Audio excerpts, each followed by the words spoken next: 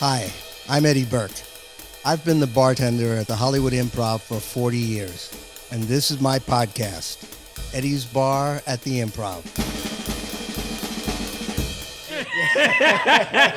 Let's do it. Okay, guys. Hey, this is Eddie Burke, and this is another episode of Eddie's Bar at the Improv podcast. My guest today is Mr. Suli McCullough. That's right. Actor, comedian, writer, producer, born and raised somewhere here in L.A., I believe, Cupertino. Well, I was born in L.A., but I grew up in Cupertino, California, which is Silicon Valley. My junior high was across the street from Apple Computer. Maybe you've heard of it. A little bit. Yeah, so they became a thing. You might want to tell people, where the hell is Cupertino? Yeah, well, if you live up north, you know Cupertino because there was this chain of car companies that they had places in Dublin, Berkeley, San Lorenzo, Cupertino, San Jose. So that's how Cupertino got on the map. That's its claim to fame. And then Apple Computer happened, and then we were really on the map. Cool. Yeah. And well, so you were. Did you start your comedy there? No. I started here. I started in LA. Yeah. I went to Cupertino High, and then I went to San Jose State for 2 years, and then I transferred to UCLA.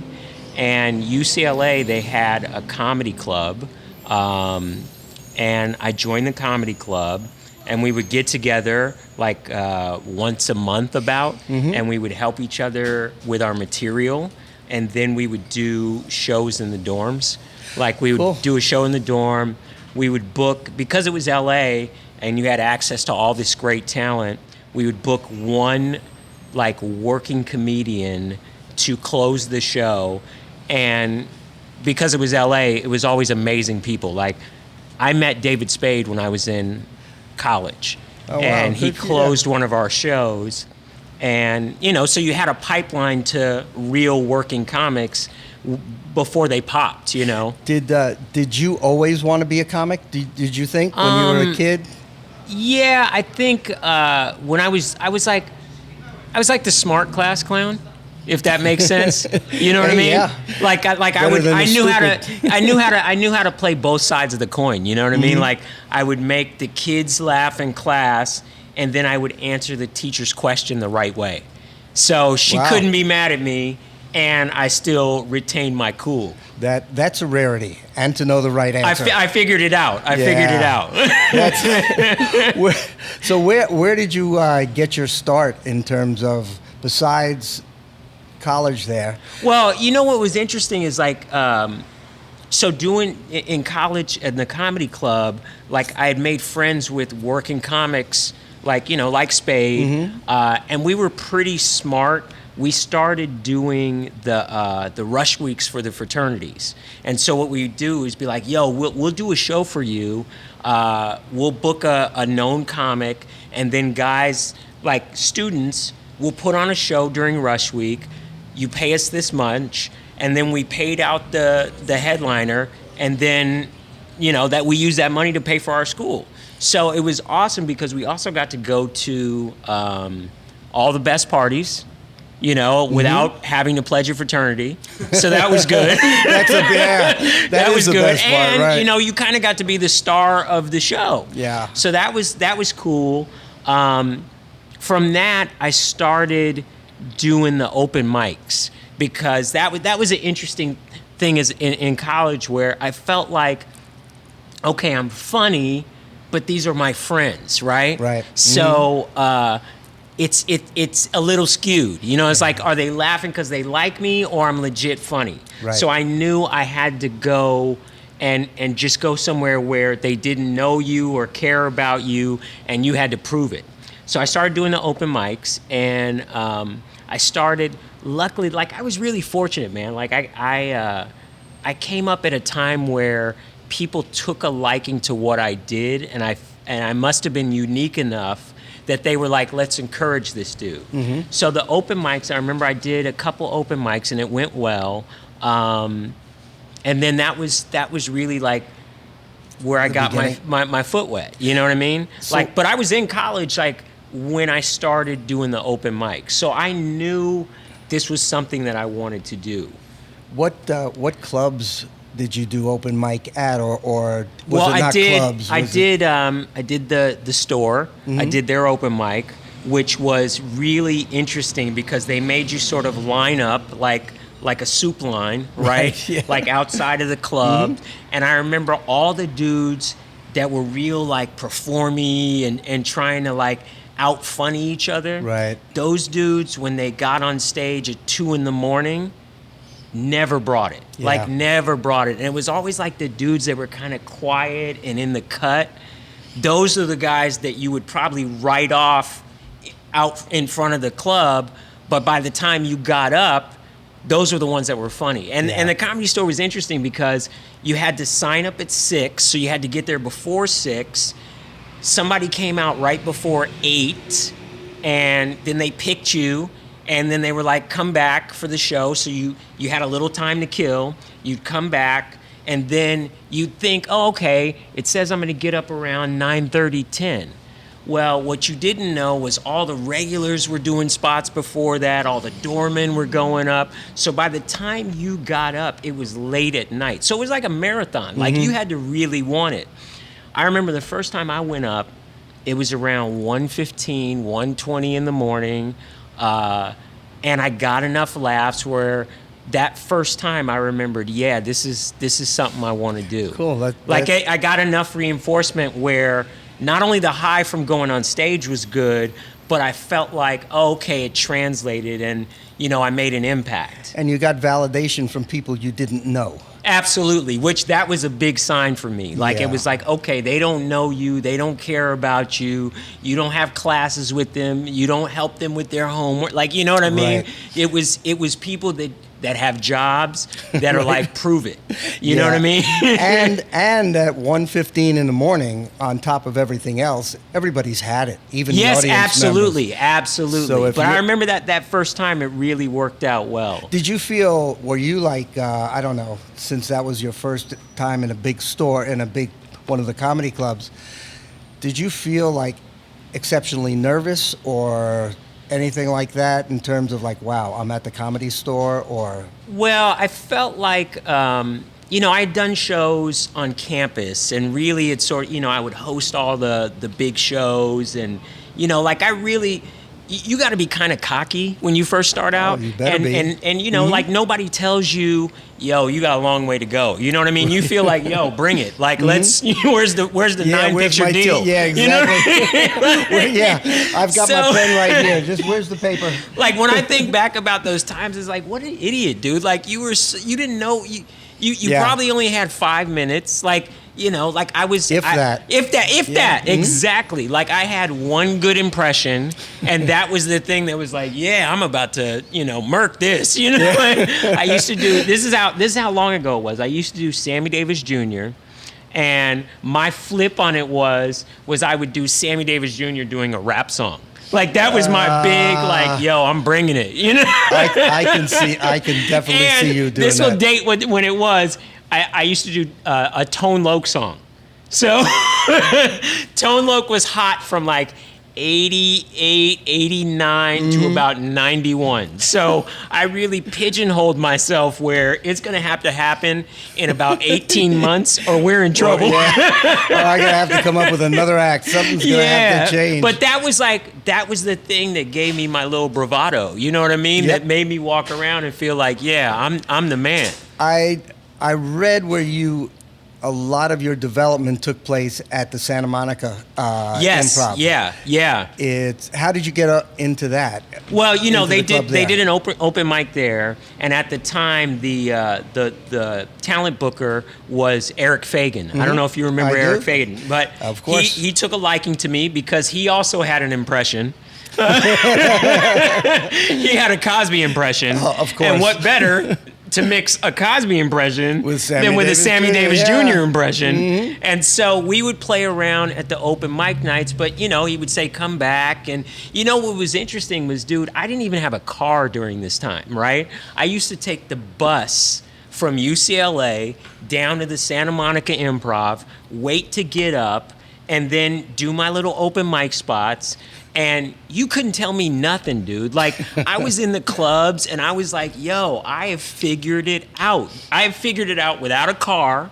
In Los Angeles. In 5 minutes. And yeah, I've been doing this for 5 minutes. Yes, and I've been doing this for 5 minutes on college campuses, and I'm already working at the Santa Monica Improv. Damn, I really admire your bravado. It's like, you know. No, dude, I was like, when I think back about it, like it was hilarious. Like, I remember when I started here at this club, you know, you would sit in the back of the room and you would wait for the book show to be over, and you hoped that somebody liked you enough to go, hey, do you want to go on, right? So you could get those last little 3-4 minutes at 1:40, 1:45. What year are we talking about here? I graduated from college in 90, so I started in 89. So this was right around that time. So, you know, this is when Sandler was still playing the clubs, when Judd was playing the clubs, Janine was here. You know, it was that early 90s era of comedy, which was post the boom.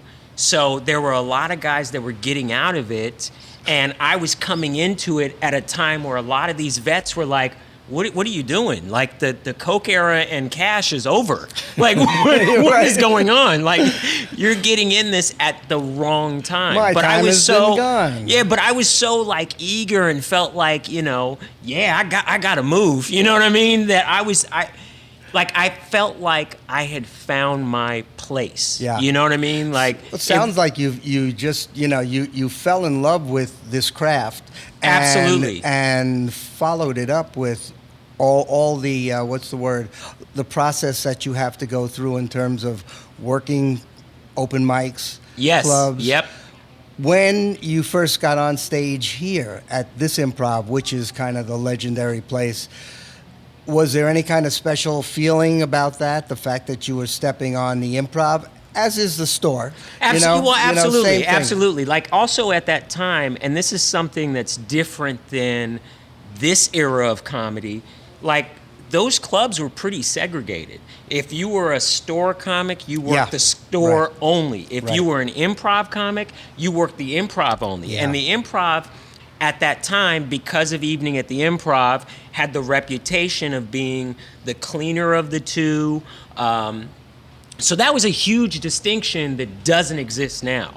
Like, now it's just whoever the hotter comics are, they work all the clubs. But at that time, you really kind of had to make a decision. Yeah, because that went back all the way to the comedian strike way back when actually Mitzi drew the line. Yes. Where she wouldn't allow, she basically told her comics, if you play the Improv, you will not get up here. Yes, Other than people like, George Letterman, Wallace. George, Yep. It was the guys that were really grandfathered in, that were the anchors of the club. They, like, Wallace could do whatever, but everyone else had to make a real choice. And, you know, like that, it's funny that you bring that up, because my style, I wasn't really dirty. You know what I mean? Like, I was this UCLA student that worked at Polo, so, you know, I had like these little V-neck sweaters, and, you know, I can just picture this, Suli. Penny loafers, you and see him in a V-neck like, dude, sweater. I was.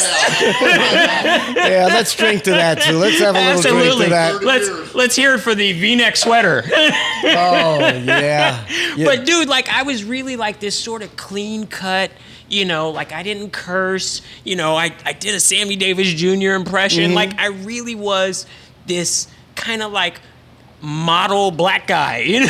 Do you still do that impression? No. Because I would imagine, unfortunately, a lot of people. Well, a lot of people don't know Sammy Davis Jr. Yeah. And, you know, like my comedy. Luckily, you know, the longer you do it, you change. Like, there are Right. things that you want to You talk evolve. about. Yeah, Mhm. you evolve, and you're supposed to. If you don't, that's a problem. Like, Yeah. I think, like Jim Carrey's a great example of somebody that started out as an impressionist, made a great career that way, and then wanted more for himself. So he's like, look, I'm going to let this go, strip it all down, and see where we go from there. And I think that happens with all artists. Like, Right. if the pursuit of what this is, I think you're always trying to get at the core of your point of view and Right. and maximizing what's inside of you. Right. So hiding behind an impression, while it may get a reaction, it's not 100% truthful. Do you so on that topic? Do you find there's a tremendous difference today to the past? Like, let's say to when you started in comedy. Well, I definitely think it's very different now, and it's different in good and bad ways. Like, I felt like when I started in the early 90s, audiences would trust if you were on stage and you were working the better clubs, that you could take them on a journey, and they Right. would let you take them on that journey, right? Right. Like, they wouldn't question your point of view. They wouldn't question how weird it was. They would let you. Take them, yeah. Yeah, they would go, yo, you're a professional. I'm going to trust you. And I think now, with how polarized the nation is, point of view comedy is not appreciated in the same way that it was, because I feel like even if you are skilled at what you do, you've thought about your point of view, you've got jokes on top of it, when people hear point of view stuff, they think, oh, I have a point of view too. And my point of view is just as important, if not more so, than yours. Yeah. So there's a chasm that exists that didn't exist like it in the past. And it's called political correctness. Absolutely. Unfortunately. Absolutely. And it's also, when you talk about the audience allowing you to take them on a journey, you've also, it brings to mind to me that guys like Cosby and Carlin and Robert Klein and all those guys would have a little bit more difficult of a time today if they were starting. Yes. Because the audience doesn't allow you to tell or doesn't follow a joke for more than a minute. Right. It has to almost be a one-liner or two-liners or whatever. But if you're going to tell a Cosby story, let's say, where you giggle along the way and then you like all of a sudden laugh, they'd be gone. Oh, absolutely. Like, it's funny, like, I've always been, like, comedy's always been important to me. You know what I mean? Like, even when I was a kid, I would listen to all those comedy records. I would listen to Dr. Demento. Like, I was a comedy nerd. You know what I mean? But, like, that's where I learned, like, the value of what this art form is. You know what I mean? Like, so I would listen to, those stories that, it involved you allowing yourself to go into a world that the comic was creating.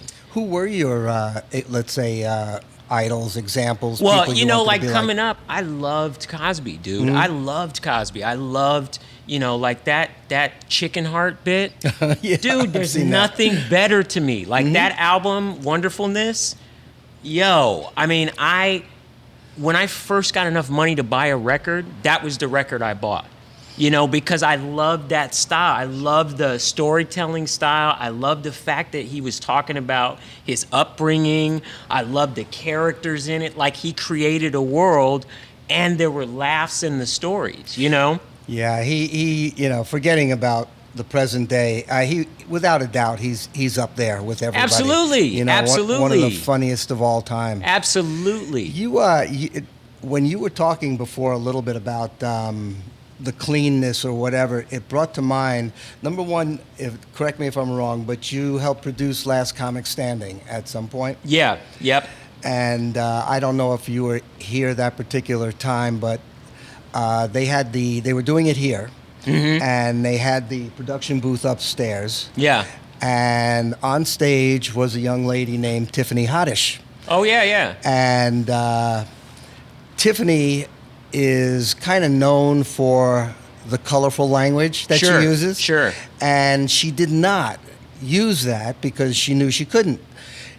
All she used was innuendo. Uh-huh. And everybody upstairs is just cracking up. Yeah. And at the same time saying, you got to tell her she can't do that. Yeah, sure, Even sure. because the language isn't Sure. there, NBC is not going to allow this Yeah, to get on. yeah. And I'm thinking to myself, oh my God, this is so hilarious. All Yeah. I've ever heard Tiffany do is, the Yeah. cursing or whatever. Yeah. And this was funnier than ever. And they Yeah, still right, have to right. rein her in. And they, they just said to her, like, we're moving you on to the next round, but Yeah. you need to use different jokes. Yeah. Because you can't do that. And the language, Well, I think it all worked out for Tiffany. you think, either way, yeah. She dropped out of comedy. Yeah, and done yeah. She's fine. Yeah, and she- she's now using less colorful language Which on Kids Say the Darndest Things. yes, so I you know. never know. But you have to just be who you are. Yeah. I met Tiffany when she first started, in comedy camp. And Oh, at the Laugh Factory? yes, Mhm. yeah. Like I would help out. She was in George Lopez and our group, and we mentored her, and she was raw, and but she came from a foster home. Yeah. You know what I mean? Like, I think you have to be who you are if you're gonna succeed in this business. I agree. And sometimes that takes discovery to get to that spot. But if you try and be something that you're not, your career is going to be short-lived. It's not going to ring true, and you're probably not going to stick to it. Yeah, I agree. It's 'cause I talk to so many comedians, obviously, who always say to me, like, I have to do what I have to do.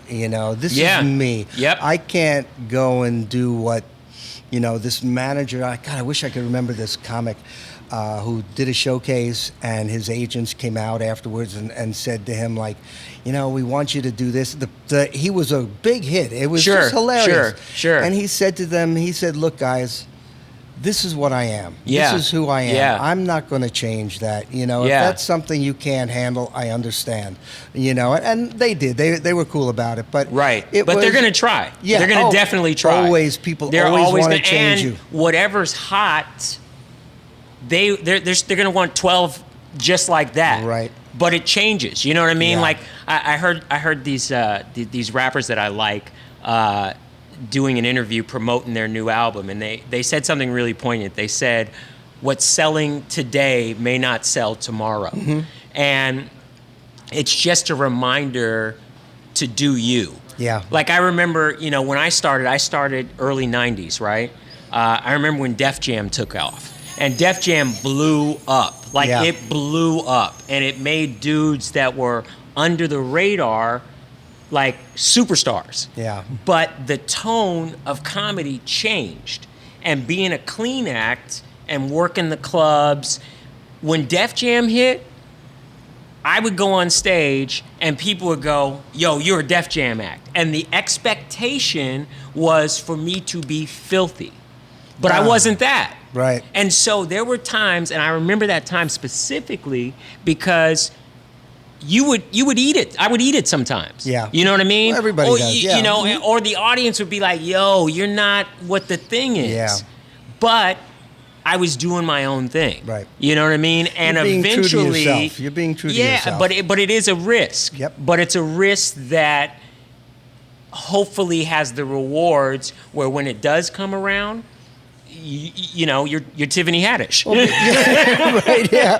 Well, because if you're somebody else, if you do something else, you're not going to be doing that psychologically 100%. Nope. I Nope. mean, you may say you're putting it all in, but you're saying to yourself, too, this really isn't me, or this isn't whatever. Well, I but you're also doing think, it. too, Eddie, that audiences can see through that. Yeah. You know what I mean? Like, that is one thing about a group of strangers getting together in a comedy club.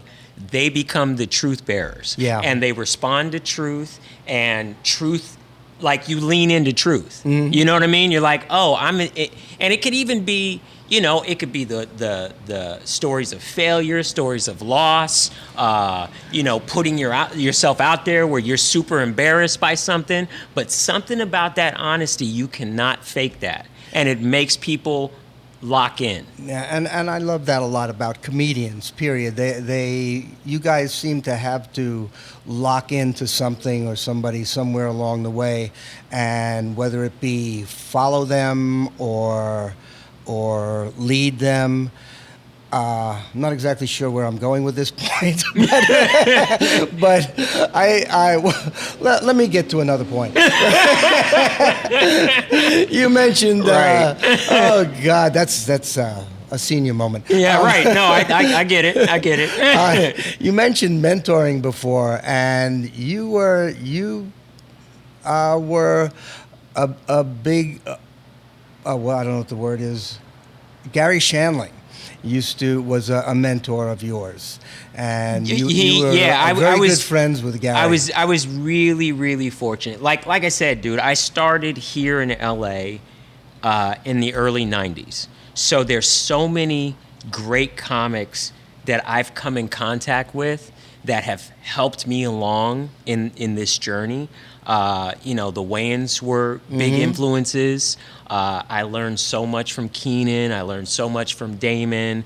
You know, Sean and Marlon and I are all close. We all came up together. I met Gary. I guest starred on Larry Sanders, and I didn't know him, but I was a fan of his comedy. Like, his comedy hit me long before I was doing comedy, and I was like, yo, I like what that guy's doing. I got his humor. I loved his approach. And so when I guest starred on Larry Sanders, like, I was like, yo, this is my favorite show. I can't believe that I get to act on my favorite show, right?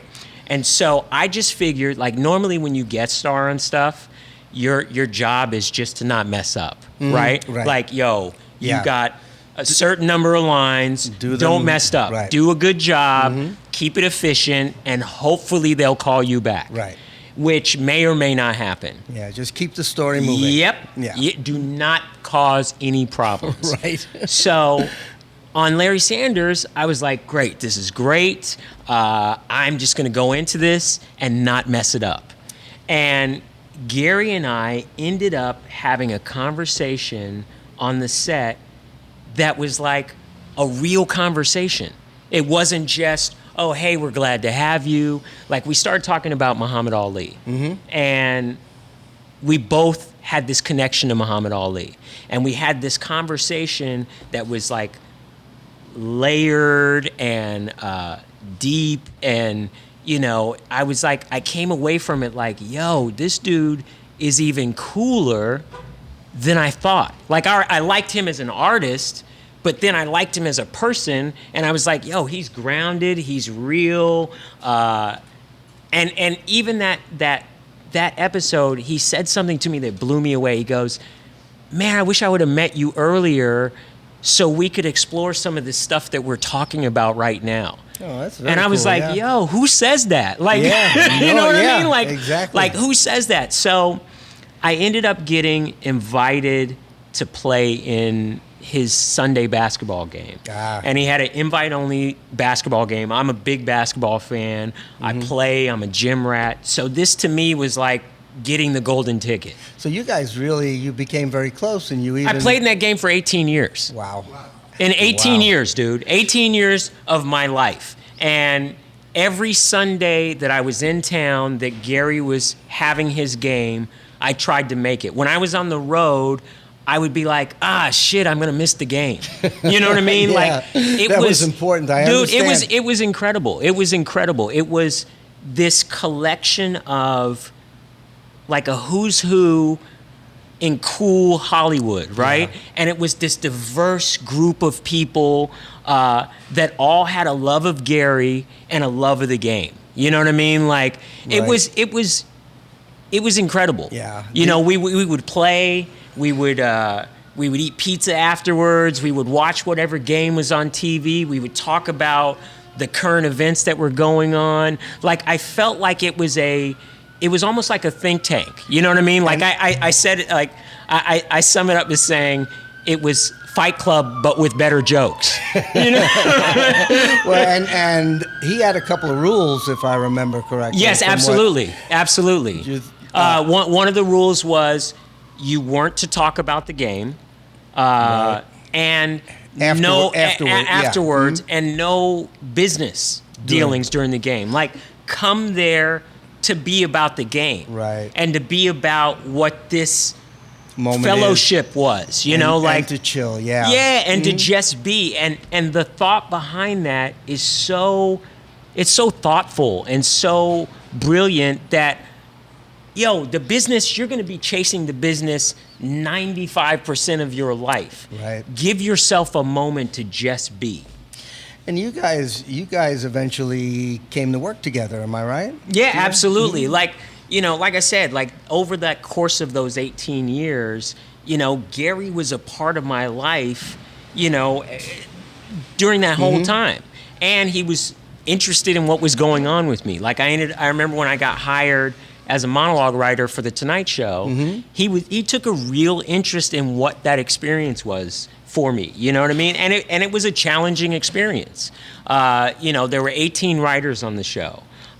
15 white guys, two females, and me. And one black guy. Yep, and me. I am. Okay. And the reason I got the job was because Obama got the nomination for the presidency, and an executive at NBC was like, oh, okay, we might have a black president. Maybe we need to have a black writer. Yeah.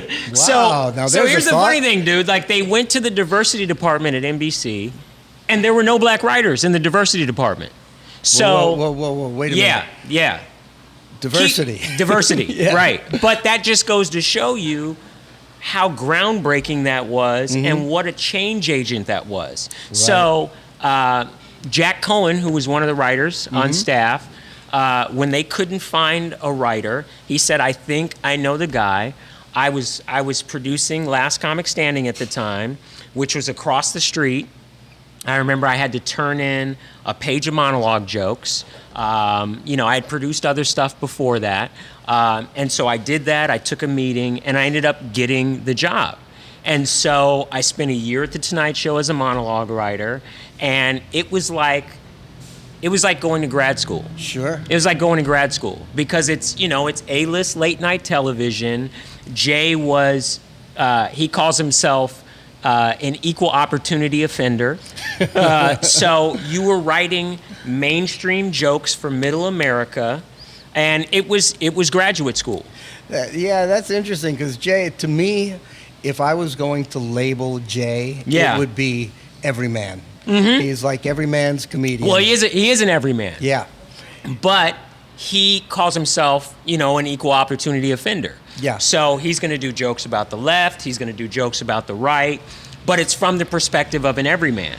Yeah, a story I read, and it's kind of like a little sadder, but when Gary passed, describe what you were on the way to work with him that particular day. Absolutely. So we were writing at the time, and we were working on a TV show idea for a series that was tentatively called Halfway to Hawaii, because at that time of his life, Gary was questioning whether he should leave the business and move to Hawaii. Like, he would spend a lot of time in Hawaii. He would go there, and a lot of times when I would talk to him in Hawaii, you could hear his spirit was lifted. And I was like, yo, this is the place for you. Yeah. So this idea took the concept of his journals, and that was the basis for the TV series. Right. That these journals were the basis, and here's a guy that would go back into his journals, and we would recreate certain moments that issues that he was faced with at that time of his life, because he kept journals from before he started until just about his death. And that ended up becoming what Judd Apatow's documentary about Right. Gary was, the Zen Diaries of Gary Shandling. So we were working on this idea, and 2 days prior, we went on a hike together. But that day, I was on my way to his house when I found out. I was actually, it's interesting, I was actually getting him coffee from the coffee place in Brentwood. Mm-hmm. And as I was ordering, my daughter called me. And I hadn't talked to her in a little bit, and I was like, "Oh, hey, what's up? What's going on?" And she said, "Dad, are you okay?" And I said, "Yeah, I'm okay. I'm on my way to Gary's." And she said, "You didn't hear?" And she was the one that told me. And it, you know, like Gary was such a, like those 2 years before he passed, you know, I was at his house twice a week. Yeah. You know, so, you know, we did so much talking time and writing time and creative time, and you know, his process was so different from anybody else that I worked with, that, you know, when I think back about it, like, I was given such a gift, you know what I mean, to be able to spend that kind of time with somebody that was really that special. I brought that up because, I mean, you know, I know it's a little bit on a downer note, but at the same time, I thought it was very interesting how you learned about it being on the way, and the fact that your daughter called you and you weren't aware that it happened, because Gary's death seemed to affect the comedy community more than usual, you know, because Yeah. I guess it was so unexpected. Yeah. You know, I know Kevin was a big friend of his, Kevin Nealon. Yes. Yeah. And I just remember talking to him and a few others about the shock of the whole thing. you Yeah, know? I mean, part of it is who Gary was. Like, he was such an in tune, empathic soul that he really did.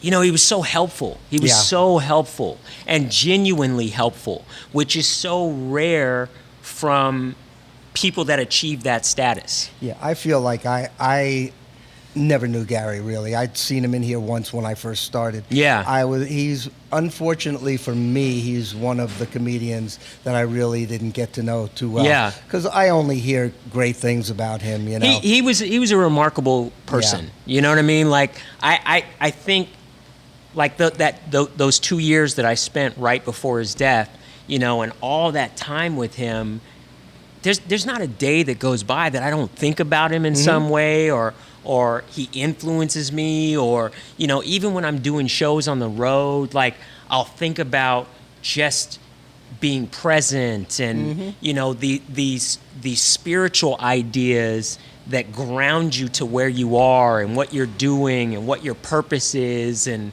staying on path. And, you know, it like, our writing sessions would be these, you know, these creative endeavors, but then he would drop these jewels and this wisdom that Sure. when I think back about it, you know, like I remember once he said, you know, people will come into your life to either help you stay on path or try and pull you off.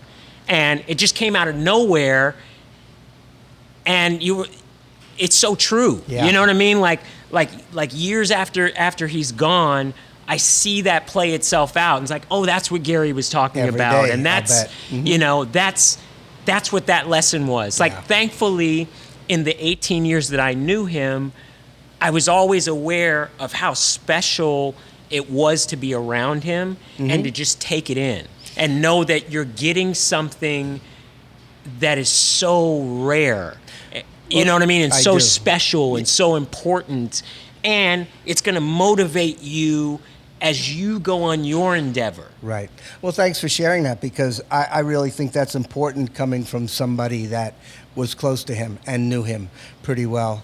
You also were pretty close, or are pretty close, with Jerry Seinfeld. And I believe he's done a few things to help your career along at different times. Absolutely. Like, when I was at UCLA, my big break that made the transition to really doing this possible was he did a concert at UCLA when I was a junior, and 4 guys from the comedy club got asked to open for him.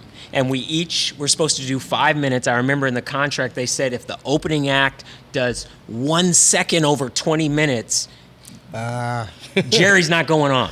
And, and you know, like that was a real specific thing to the point where I remember thinking, yo, maybe I should drop because 5 minutes, I can't just do 5 minutes. I mean, but I'm you Suli didn't. McCullough. Exactly, Hey. exactly. I'm Suli McCullough of UCLA. That's right. So I remember almost dropping that night, but I'm so glad I did my little 5 minutes because George Shapiro, his manager, was in the audience. And afterwards, he gave me his card and he's like, look, I think you have a lot of talent. This is how green I was. I called Jordan Brady, who was like my confidant comedy friend, and I said, hey, this dude George Shapiro gave me his card. Is he legit? I love that. That's great. Yeah. And Jordan was like, are you kidding? That's one of the biggest managers in the business. Yeah. And then I tried to play it cool, like, oh, all right, well, cool. I think I'm going to call him. Yeah. As soon as I get out of my next class. Yeah, right. I'm going to call him. I'm going to call him after lunch. Oh, my God. But, you know, so like I knew Jerry when I first started. So he saw me at my most green stage. And then when I started doing spots here and, you know, up the street, like I would see him when he would come in and do, you know, guest spots. And he was always encouraging and he was always, you know what I mean? So Yeah. I felt like, you know, starting here is the toughest place to start, but it's also the best place to start because you're working with the best of the best. Right. And when you start somewhere else, you can learn bad technique. I feel like this place, if you got your eyes open and you're taking it in, you learn the best technique because you're learning from the best. Yeah. You know what I mean? Yeah, it's. I can't think of the saying actually, but it's kind of like the tough love of comedy. You're being thrown into the pit right here. You either Yep. sink or you swim. Yep.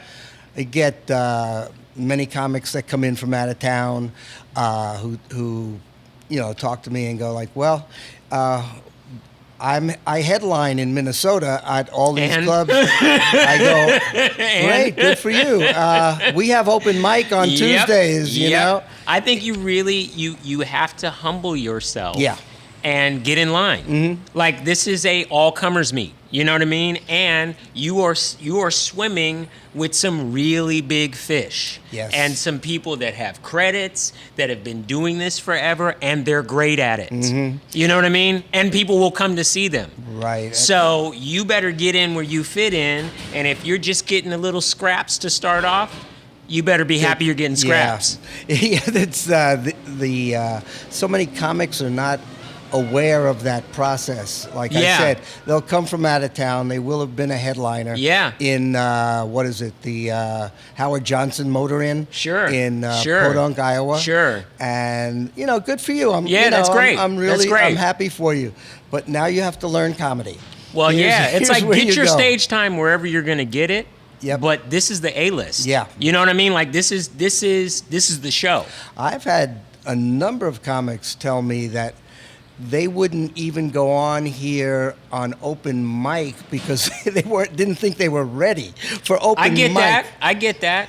You know, like that's the thing. Like that, I think you have to be aware of. Like none of this is guaranteed. Mm-hmm. None of it is owed to you. Right. You know what I mean? Like if you work hard and you do what you're supposed to do and you focus on the things that you can control, some things are going to come to you. Right. But you have to seize the opportunity. And there's no guarantee. There's no no matter guarantees. how good you Like, are or whatever. I went through a period where I wasn't working at this club. Even though I was amassing more credits and you would think everything was moving forward, I didn't take it personal. It just was what it was. Like those things are going to happen. Right. And I remember I was at the bar one night, just came in for old time's sake, and one of the managers was like, hey, we want you to start doing spots here again. Yep. And I was like, great. I happen to remember that. And I was there. then I started doing spots again. And now it's like it was before. Yeah. But there's no guarantees. Nope. You know what I mean? And I appreciate the stage time now, just like I did when I was sitting in the back. like Waiting hoping to your turn. get hoping to get my little 2 minutes at 1:43 in the morning. Comedy is such a subjective thing too. Absolutely. Mean, what's funny Styles to me is change. The people that are hot change. What's expected of what the hot comedian is changes. Yeah. You know what I mean? Like you can only control what you can control. Right. Like that's one thing that I really took away from my time with Gary. Like because we would do the work. You know what I mean? Like we were working on ideas for a special. He was helping me with my stuff.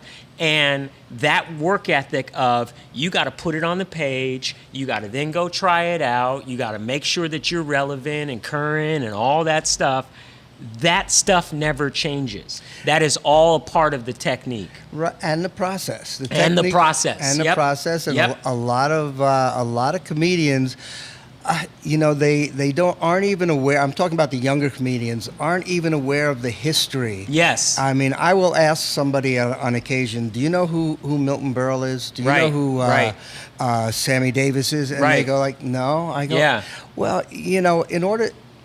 Look, you don't have to know the history, but it helps. It does. It helps. It certainly does. And usually You got to know that there's, it's history. You got to know the history of the craft that you are Right. jumping into. Mm-hmm. There are too many variables that can derail you. Absolutely. So you need to cut those variables down, because there's just no way to stop them. But You made me think of a story. Like I remember I was at the club up the street, right? And Slappy White came into the showroom. Oh. Slappy White, right? Yeah. And he had Yeah, on find this out how suit. many people know Yeah, who he knows? is. Yeah, Yeah. that's a Mhm. trivia question I right do. now. Like Yeah. who knows Slappy White? Like you know Slappy White. I know Slappy White. Slappy you White, know for Slappy those of White? you that don't know, used to open for Red Fox. So he came into the club and he had a suit on. Red who? If you don't know Red Fox, you got a problem. Yeah. Like just watch as much Sanford and Son as possible. Right. But he came into the club and he sat in the booth and he watched the show and I went on and he watched my set and then afterwards, he said some nice things and I was thinking, that man has logged so many comedy hours in every situation. Just the simple fact that he acknowledged my set is a nod of approval. Yep. You know what I mean? I do. Because I was appreciative that the guy was in the room because I Right. know the road that he paved, so I could do what I'm doing. Yep. He, believe it or not, I mean, I've talked about this before on the podcast. My father worked in the Catskill Mountains in New York, and Slappy White was a guest once in one of the shows that he booked. And he was just hilarious and a really nice guy. Yeah. But again, comedians, I think, need to know the history of their business and where Absolutely. they're going and what works Absolutely. and what doesn't. Suli, I want to thank you so much. Oh, thanks, for being man. here. Thank you. This flew by. Yeah, I know. It really does. It's like, look, I've enjoyed it. Yeah, yeah. It's been a lot of fun. To you, and thank you for doing this. Thanks, man. To the Improv. Yes, sir. Guys, thank you very much for being with me. Mike Carano, my producer, thank you very much. I will see Shout you out to all- Mike. I'll see you guys all on the next one. Take care.